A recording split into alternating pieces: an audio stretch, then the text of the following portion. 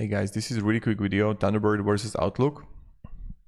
Like, what are the main differences between these two, what you need to know. So first thing first, with the Thunderbird, clean and simple but slightly dated interface. This is the first thing. Also focus on core functionality rather than aesthetics, and customizable with themes and add-ons. On the other hand, with Microsoft Outlook, it's modern and polished interface, integrated toolbar, and more visual appealing and user-friendly for business environments primarily. So with the Thunderbird, what is great about it is open source, free, and with no premium tiers. It's supporting protocols,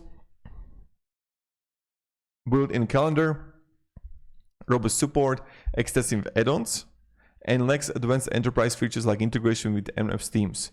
On the other hand, with the Outlook, so you need to have like the Office 365 subscription, but you can integrate with SharePoint, OneDrive, Teams, and things like that.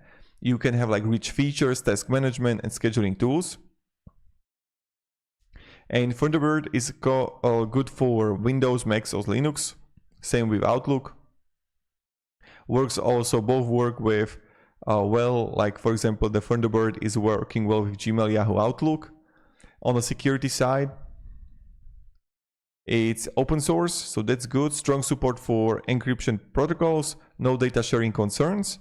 On the other hand, with the Outlook, you have built-in encryption options and strong security for enterprise use, including phishing protection and advanced threat analytics. Cost, Thunderbird is free and Outlook is part of the subscription.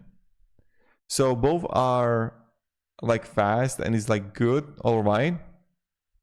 And that's pretty much it.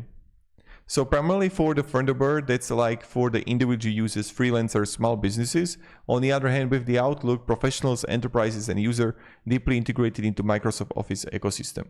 So thank you very much for watching. Wanted to make this quick and effective comparison, and have a great day and goodbye.